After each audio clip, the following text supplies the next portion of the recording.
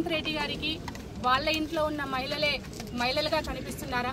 నిన్న సెంట్రల్ యూనివర్సిటీలో 400 ఎకరాల భూమిని అమ్మొద్దని చెప్పేసి బయటికి వచ్చి ఉద్యమించినటువంటి అమ్మాయిల్ని చాలా దాష్టికంగా కనీసం అంటే ఏ మాత్రం కూడా విఘ్నత లేకుండా బట్టలు ఊడిపోయే విధంగా ఇష్టం వచ్చినట్టు చాలా అరాచకంగా అరెస్ట్ చేసిన విధానం మీద సమాధానం చెప్పాలని చెప్పేసి డిమాండ్ చేస్తున్నాం.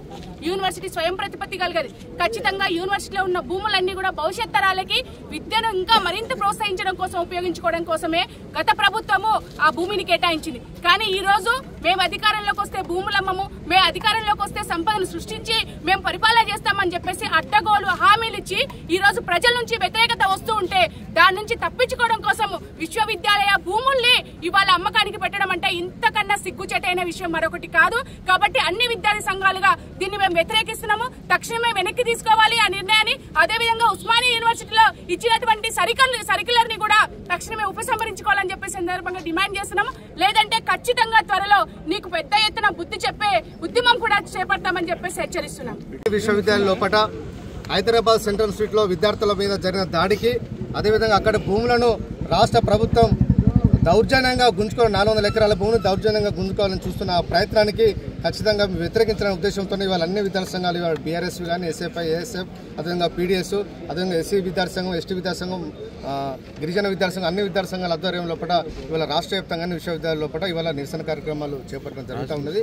ఎందుకంటే హైదరాబాద్ సెంట్రల్ యూనివర్సిటీ అనేది తెలంగాణ ఉద్యమంలో భాగంగా తెలంగాణ విద్యార్థులకు న్యాయం చేయాలనే ఉద్దేశంతో అక్కడ హైదరాబాద్ సెంట్రల్ యూనివర్సిటీని ఏర్పడేసి ఆనాడు ప్రభుత్వం 2300 ఎకరాల భూమిని కేటాయిస్తే ఇవాళ రేవంత్ రెడ్డి ముఖ్యమంత్రి అయిన తర్వాత ఆనాడు కాంగ్రెస్ ప్రభుత్వం కేటాయిస్తే ఇవాళ కాంగ్రెస్ ప్రభుత్వం వచ్చిన తర్వాత ఇచ్చిన భూములను వెనుక తీసుకున్న కుట్రను ఇవాళ మేము తీవ్రంగా వ్యతిరేకిస్తా ఉన్నాం.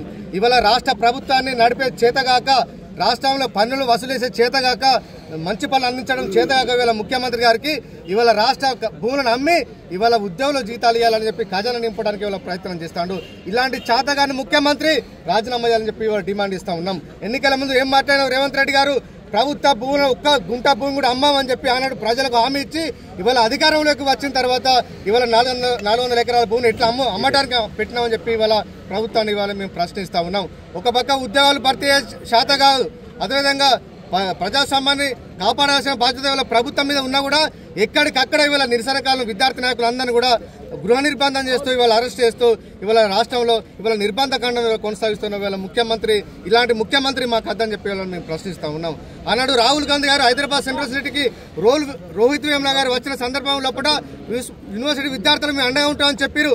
2 సార్లు ప్రత్యేక విమానంలో వచ్చిన రాహుల్ గాంధీ గారు ఇవాళ విశ్వవిద్యాలయంలో ఎంతోమంది విద్యార్థులు దాడి చేస్తూ ఉంటా అంటే ఇవాళ ఎందుకు రాహుల్ గాంధీ గారు స్పందిస్తలేరని చెప్పి ఇవాళ మేము ఇవాళ డిమాండ్ చేస్తా ఉన్నాం. అందుకనే ప్రజాస్వామ్యవాదులారా, అదేవిధంగా దాన్ని యూనివర్సిటీని కాపాడటానికి పర్యావరణవేత్తలందరూ కూడా ముందుకు రావాలని చెప్పి మేము డిమాండ్ ఇస్తా ఉన్నాం. ఒక వన్యప్రాణులు ఇవాళ చాలా నాశనం అయిపోతున్నాయి. హైదరాబాద్ లాంటి యూనివర్సిటీకి, గచ్చిబౌలి లాంటి ప్రాంతంలో కూడా పెద్ద పెద్ద హైరైజ్ బిల్డింగ్లు కట్టారు. అక్కడి వాళ్లకు మంచి గాలి అందించాల్సిన అవసరం ఉంది. అలాంటి గాలి లేకుండా ఉండాలనే కుట్రతోని ఇవాళ హైదరాబాద్ గచ్చిబౌలిలో ఉన్న 400 ఎకరాల భూమిని ప్రభుత్వం వెంటనే వెనక్కి ఇవ్వాలని చెప్పి మేము డిమాండ్ ఇస్తా ఉన్నాం. విద్యార్థుల మీద పెట్టిన కేసులను ప్రభుత్వం వెనక్కి తీసుకొని అరెస్ట్ చేసిన విద్యార్థులను విడుదలని చెప్పి మేము డిమాండ్ ఇస్తున్నాం. ప్రభుత్వం కనుక వెనుకకు రాకపోతే ఖచ్చితంగా ఈ ప్రభుత్వం మెడలు వంచే విధంగా కూడా మా పోరాటం రాష్ట్ర వ్యాప్తంగా కొనసాగుతుంది.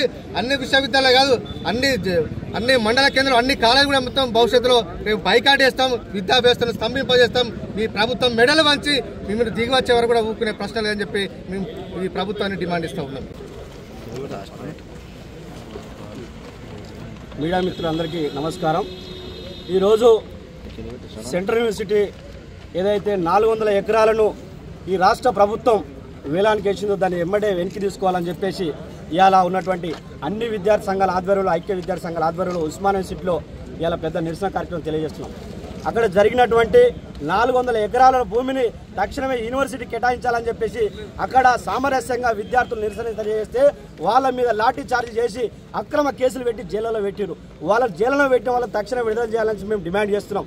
లేని పక్షంలో రేపు రాష్ట్ర వ్యాప్తంగా కూడా అన్ని విద్యార్థి సంఘాలను కలుపుకొని రానున్న రోజుల్లో కూడా పెద్ద ఎత్తున ప్రోగ్రామ్స్ చేస్తామని చెప్పి కూడా సందర్భంగా తెలియజేస్తున్నాం. మీరు ఇచ్చినటువంటి మాటలు, మీరు ప్రభుత్వం రాకముందుకు ఇంచు భూమి కూడా తెలంగాణలో అమ్మకుండా ఈ ప్రభుత్వాన్ని నడిపిస్తున్నారు. ఈ రోజు ఏ విధంగా 400 ఎకరాలు అమ్ముతారని చెప్పి కూడా మేము డిమాండ్ చేస్తున్నాం ఈ రేవంత్ రెడ్డి గారిని. కాబట్టి మీరు తక్షణమే దాన్ని మీరైతే వేలం వేస్తున్నారో దాన్ని తక్షణం వెనక్కి తీసుకోవాలని చెప్పి కూడా మేము డిమాండ్ చేస్తున్నాం. లేని పక్షంలో ఖచ్చితంగా రానున్న రోజుల్లో మరిన్ని ప్రోగ్రాంలు కూడా తీసుకుంటాం.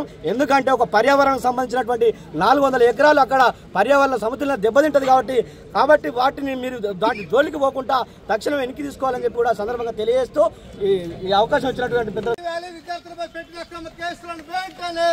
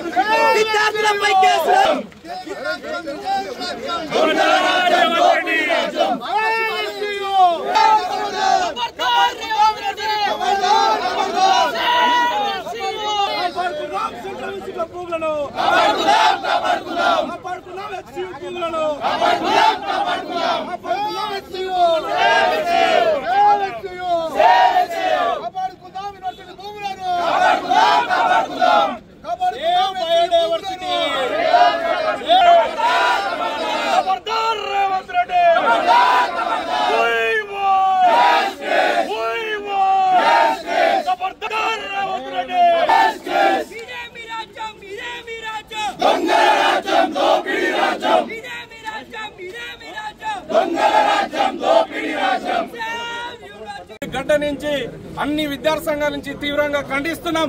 తక్షణమే ఈ భూమిని హెచ్సియుకు అప్పచెప్పాలని కూడా ఈ సందర్భంగా డిమాండ్ చేస్తున్నాం.